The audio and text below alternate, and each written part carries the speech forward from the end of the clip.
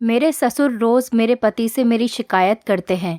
कभी कहते कि बहू सारा दिन फोन पर लगी रहती है, तो कभी कहते कि वो मेरे खाने पीने का बिल्कुल भी ध्यान नहीं रखती, और तो और कभी कहते कि आज बहू ने चाय नहीं दी।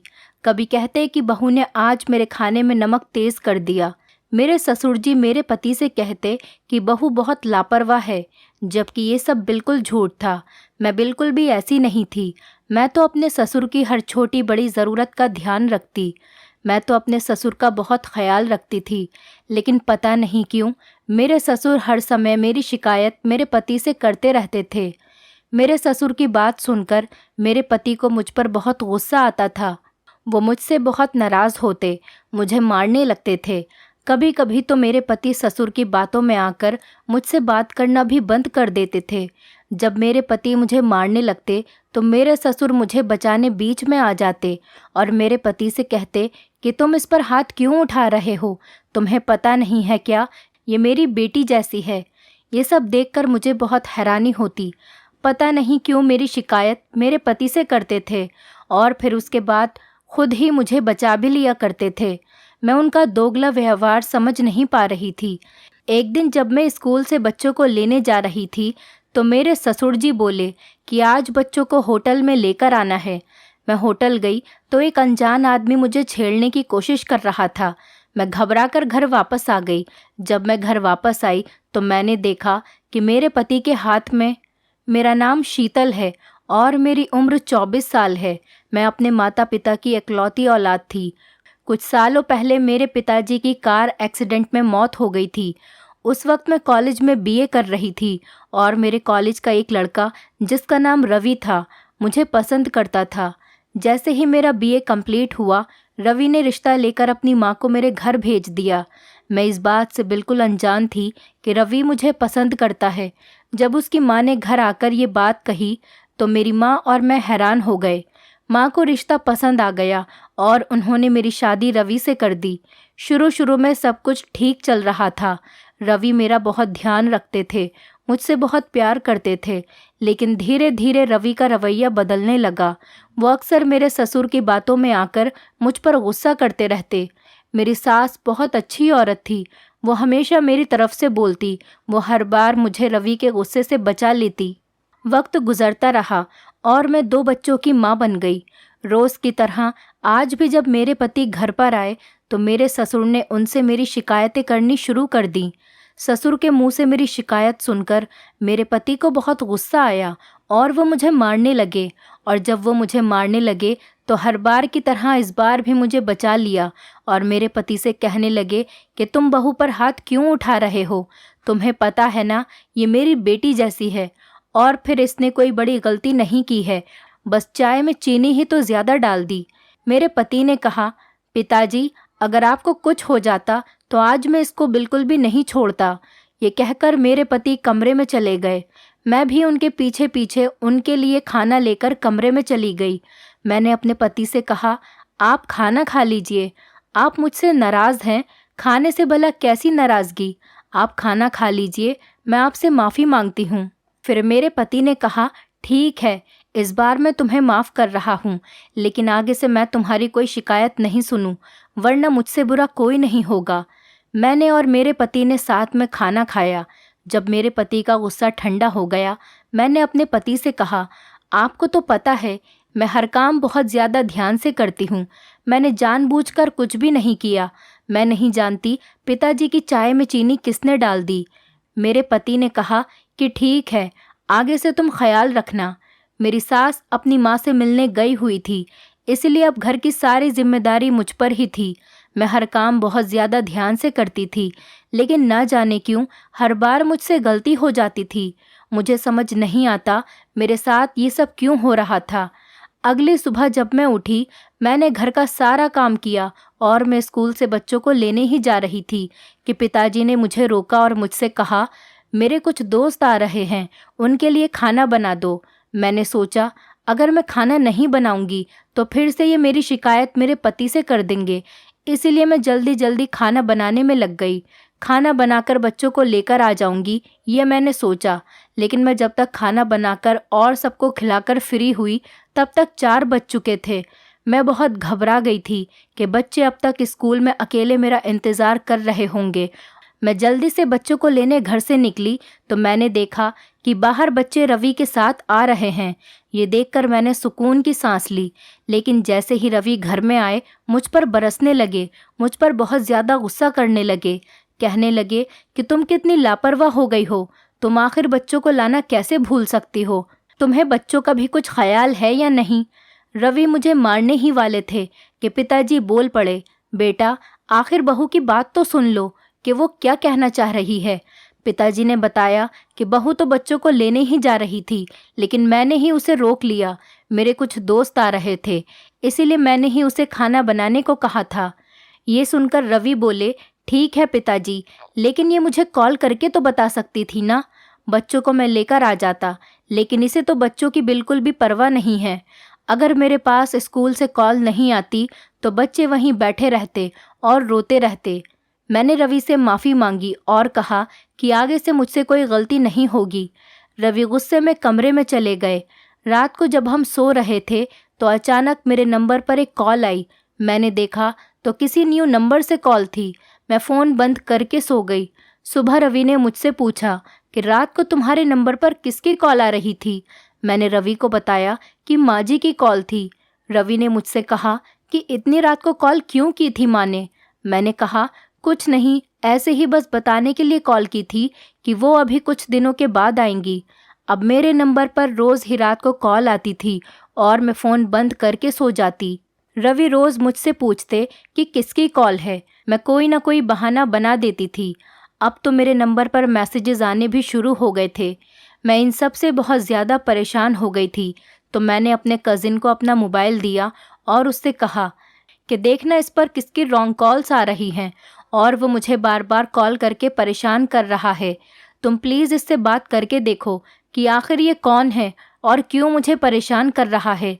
लेकिन तुम अपने भाई को कुछ भी मत बताना। उसने कहा ठीक है, आप फिक्र न करें। एक तरफ तो मैं अपने फ़ोन कॉल से परेशान थी और दूसरी तरफ मेरी जेठानी की बेटी भी हमारे घर आई हुई थी। उसकी जिम्मेदारी भी मुझ पर ही थी और वो सारा दिन घर से बाहर रहती थी। सुबह मैं कहकर जाती कि अपने दोस्त के पास जा रही हूँ, लेकिन शाम तक वापस आती थी। पता नहीं वो मुझे किस मुसीबत में डालने वाली थी। एक दिन जब मैं कमरे में बैठी थी तो मेरे ससुर मेरे पास आए और मुझसे कहने लगे कि बहू, तुम्हें रवि से डरने की कोई ज़रूरत नहीं है, मैं तुम्हारे साथ हूँ। अगर वो तुम्हें कुछ कहे या मारे तो तुम्हें उससे डरना नहीं है। अगर रवि मेरा बेटा है तो तुम भी मेरी बेटी के जैसी ही हो। उनकी बातें सुनकर मैं हैरान रह गई। सोचने लगी, यही तो हमारी लड़ाई करवाते हैं। इन्हीं की शिकायतों की वजह से तो रवि मेरे ऊपर हाथ उठाने लग जाते हैं। फिर आज ये इतने अच्छे से कैसे मुझसे बात कर रहे हैं। इतने में बाहर से रवि के चीखने चिल्लाने की आवाज़ें आने लगी। मैं और पिताजी उठकर बाहर की तरफ गए। हमने जाकर देखा कि रवि मेरी जेठानी की बेटी पर गुस्सा कर रहे थे। मैंने रवि से कहा कि क्या हुआ रवि, आप इस पर गुस्सा क्यों कर रहे हो। रवि ने उल्टा मुझे ही डांटना शुरू कर दिया और कहने लगे कि सारी गलती तुम्हारी ही है। अगर तुम घर का ठीक से ध्यान रखती तो आज ये सब कुछ होता ही नहीं। मैंने कहा आखिर बात क्या है, बताएं तो सही। तब रवि ने कहा कि ये रोज़ कहाँ जाती है, तुम्हें पता नहीं है। ये रोज़ किसी लड़के से बाहर मिलने जाती है और तुमने मुझे आज तक ये बात नहीं बताई और उल्टा तुम इसका साथ दे रही हो। मुझे तो लगता है कि तुम इसके साथ मिली हुई हो। ये सुनकर पिताजी की तबीयत खराब होने लगी। हम सब उनकी तरफ भागे और उन्हें जल्दी से हॉस्पिटल लेकर गए।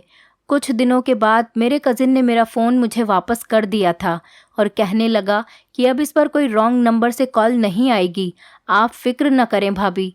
मैंने अपना फ़ोन वापस ले लिया। कुछ दिन तक तो कोई कॉल नहीं आई, लेकिन बाद में फिर से कॉल और मैसेजेस आना शुरू हो गए। मैं उन कॉल से बहुत परेशान हो गई। मैंने सोचा एक बार इससे बात करके देखती हूँ कि कौन है और मुझसे क्या चाहता है। एक रात जब कॉल आई तो मैंने फ़ोन रिसीव कर लिया और कहा कि कौन हो तुम और क्या चाहते हो मुझसे। उसने कहा कि मैं तुमसे मोहब्बत करता हूँ, तुमसे शादी भी करना चाहता हूँ। मैंने उससे कहा कि तुम पागल हो, तुम्हारा दिमाग तो ख़राब नहीं है, मैं एक शादीशुदा औरत हूँ। तो ये सुनकर वो कहने लगा कि मुझे तुम्हारी शादी से कोई एतराज़ नहीं है, मेरे साथ भागकर चलो। मैंने उसे बहुत सुनाई और फ़ोन काट दिया। मैं ये बात अपने पति को भी नहीं बता सकती थी क्योंकि वो मुझ पर ही शक करते। मैंने सोचा क्यों ना मैं ये बात अपने ससुर जी को बता दूं, हो सकता है वो इस बात का हल निकालें। मैंने अपने ससुर को पूरी बात बताई। वो मेरी बात सुनकर परेशान हो गए और मुझसे कहने लगे, तुमने अच्छा किया जो रवि को कुछ भी नहीं बताया। तुम फिक्र मत करो बेटी, मैं कुछ न कुछ करता हूँ। अब तो मैंने अपना नंबर भी बदल लिया था, लेकिन ना जाने उसके पास मेरा दूसरा नंबर कहाँ से आ गया और वो उस पर भी कॉल और मैसेजेस करने लगा। आखिर कब तक मैं अपने पति से ये बात छुपाती। एक दिन जब मैं अपने बच्चों को स्कूल से लेने जा रही थी, रास्ते में उसकी कॉल आई। वो कहने लगा कि तुम्हें स्कूल जाने की कोई ज़रूरत नहीं है, तुम्हारे बच्चे मेरे पास हैं, तुम यहाँ मेरे पास होटल में आ जाओ। मैंने उसे साफ इनकार कर दिया तो उसने मुझसे कहा कि अगर तुम मेरे पास नहीं आई तो मैं तुम्हारे बच्चों को नुकसान भी पहुँचा सकता हूँ। ये सुनकर मैं घबरा गई और फ़ौरन होटल की तरफ अपने बच्चों को लेने चली गई। जब मैं होटल पहुँची तो वहाँ एक आदमी था जिसके पास मेरे बच्चे थे। वो मुझे देखकर मेरी तरफ आने लगा। उसके चेहरे पर नकाब था, इसीलिए मैं उसे पहचान नहीं पाई। मैंने बच्चों से कहा कि क्या तुम इन अंकल को जानते हो? बच्चों ने कहा, नहीं मम्मी, हम इनको नहीं जानते। तो फिर मैंने बच्चों से कहा कि तुम इसके साथ क्यों आए हो? तो मेरे बच्चे कहने लगे कि मम्मी, अंकल बहुत अच्छे हैं, इन्होंने हमें बहुत सारी चॉकलेट और आइसक्रीम दिलाई है। वो आदमी मुझसे कहने लगा कि मैं तुमसे शादी करना चाहता हूँ, तुम मुझसे शादी कर लो, मैं तुम्हें बहुत खुश रखूँगा। मैं अपने बच्चों की वजह से उसे कुछ नहीं कह सकती थी क्योंकि मेरे बच्चे उसके पास थे। मैंने अपने बच्चों को लिया और मैं जल्दी से घर वापस आ गई। मैं पूरे रास्ते बहुत डरी हुई थी। जैसे ही मैं घर पहुंची तो मैंने देखा घर पर रवि मेरा गुस्से में इंतज़ार कर रहे थे। गुस्से से उनका चेहरा पूरा लाल हो रहा था और घर के बाकी लोग भी वहीं पर मौजूद थे। मुझे सब लोगों को देखकर ऐसा लग रहा था जैसे मैं कोई पाप करके घर वापस आई हूँ, लेकिन मैंने तो कुछ भी नहीं किया था। मेरा तो कोई कसूर था ही नहीं। मैं तो उस आदमी को जानती तक नहीं थी। मुझे अपने बच्चों की खातिर उसके पास जाना पड़ा, लेकिन मैंने कुछ गलत नहीं किया था। मैंने अपने ससुर की तरफ देखा तो उन्होंने मुझे देखकर अपनी नज़रें नीची कर लीं। ऐसा लग रहा था जैसे सबको सब कुछ पता चल चुका है। जैसे ही मैं घर के अंदर घुसी तो रवि ने मेरे मुंह पर थप्पड़ मारा और बहुत सारी फ़ोटो मेरे ऊपर फेंकी। जब वो फ़ोटो मैंने उठाकर देखी तो मेरे तो पैरों तले ज़मीन निकल गई। वो फ़ोटो मेरी और उस आदमी की थी जो किसी ने कंप्यूटर से बनाई थी। उसमें मैं नहीं बल्कि कोई और औरत थी जिस पर मेरा चेहरा लगा दिया गया था। रवि ने कहा कि तुमने मुझे धोखा दिया है, तुम मेरे पीठ पीछे किसी और से मिलती आई हो और अब तो तुमने हद ही पार कर दी। आज तुम बच्चों को भी उससे मिलवाने ले गई। मैंने कहा, रवि, जैसा आप सोच रहे हैं वैसा कुछ भी नहीं है। एक बार पिताजी से तो पूछ ले, वो सब कुछ जानते हैं। पिताजी ने कहा, रवि, मैं तो तुमसे पहले से ही कहता था कि ये औरत ठीक नहीं है, लेकिन तुमने तो हमारी एक न सुनी और इससे शादी कर ली। अब तुम देख रहे हो ना ये क्या गुल खिलाकर आई है। पिताजी की बात सुनते ही मेरे होश उड़ गए और मैं खामोश खड़े उनका चेहरा देखने लगी और सोचने लगी, पिताजी ऐसा क्यों कह रहे हैं? वो तो सब कुछ जानते हैं। रवि ने मेरा हाथ पकड़कर मुझे घर से निकाल दिया। मैं अपने दोनों बच्चों को लेकर अपनी माँ के घर आ गई। मैंने माँ को सारी बात बताई।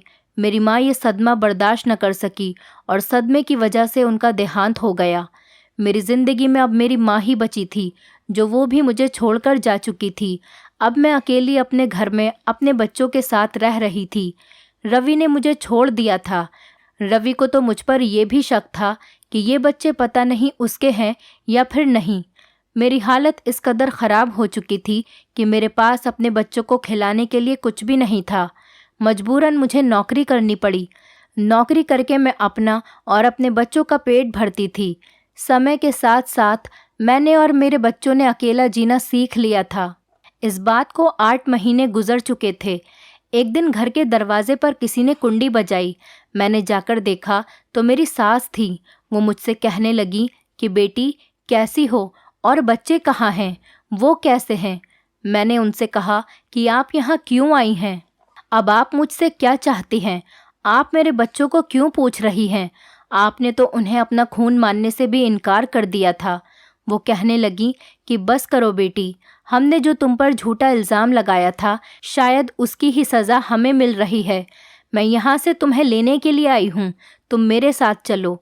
रवि तुमसे आखिरी बार मिलना चाहता है। मैंने कहा, रवि कहाँ है? तो उन्होंने मुझे बताया कि रवि हॉस्पिटल में है और उसकी हालत बहुत ज़्यादा ख़राब है। वो तुमसे और अपने बच्चों से मिलना चाहता है। ये सुनते ही मैं फ़ौरन अपने बच्चों को लेकर हॉस्पिटल पहुंची। रवि ने मुझे देखते ही मुझसे माफ़ी मांगी, बच्चों के सर पर हाथ रखा और इस दुनिया से चले गए। मेरे सर पर तो जैसे आसमान टूट पड़ा था। मैं ज़ोर ज़ोर से रोने लगी। मेरी सास ने मुझे दिलासा दिया, मुझे बताया कि ये सब कुछ किया धरा तुम्हारे ससुर का था। रवि को उन्होंने किसी से गोद लिया था। रवि के असल माता पिता बहुत ज़्यादा अमीर थे और रवि के नाम बहुत सारी प्रॉपर्टी थी, इसलिए वो चाहते थे कि रवि की कभी शादी ही ना हो। लेकिन रवि ने तुम्हें पसंद कर लिया और शादी की जिद करने लगा। लाख मना करने के बावजूद भी रवि ने तुमसे शादी कर ली। इसीलिए तुम्हारे ससुर ने यह खेल खेला था ताकि रवि की और तुम्हारी लड़ाई हो और वो तुम्हें छोड़ दे और सारी प्रॉपर्टी उनके नाम हो जाए। लेकिन रवि के असली माता पिता ने उसकी सारी प्रॉपर्टी उसके बच्चों के नाम कर दी। उस आदमी को भी पैसे तुम्हारे ससुर ने दिए थे जिसने तुम्हें होटल में बुलाया था, और तुम्हारी झूठी तस्वीरें भी तुम्हारे ससुर ने ही बनवाई थी। जब रवि को इस सब के बारे में पता चला तो वो तुम्हें लेने जा रहा था, लेकिन रास्ते में उसका एक्सीडेंट हो गया और वो यहाँ हॉस्पिटल में आ गया। तुम्हारे ससुर भी अब चल फिर नहीं सकते, उन्हें उनके किए की सज़ा मिल चुकी है। उसके बाद सबने मुझसे हाथ जोड़कर माफ़ी मांगी और मैं अपने ससुराल वापस चली गई। रवि की मौत के बाद मैंने दूसरी शादी नहीं की। मैंने अपने बच्चों के साथ अपनी नई ज़िंदगी की शुरुआत की थी। रवि को और बाकी सब लोगों को भी मैंने माफ़ कर दिया था। दोस्तों, उम्मीद करती हूँ आपको हमारी कहानी पसंद आई होगी। कहानी पसंद आई है तो वीडियो को लाइक करें, चैनल पर नए हैं तो चैनल को सब्सक्राइब करें और हाँ, नोटिफिकेशन बेल को ज़रूर दबाएं ताकि अगली अपडेट सबसे पहले आपको मिले।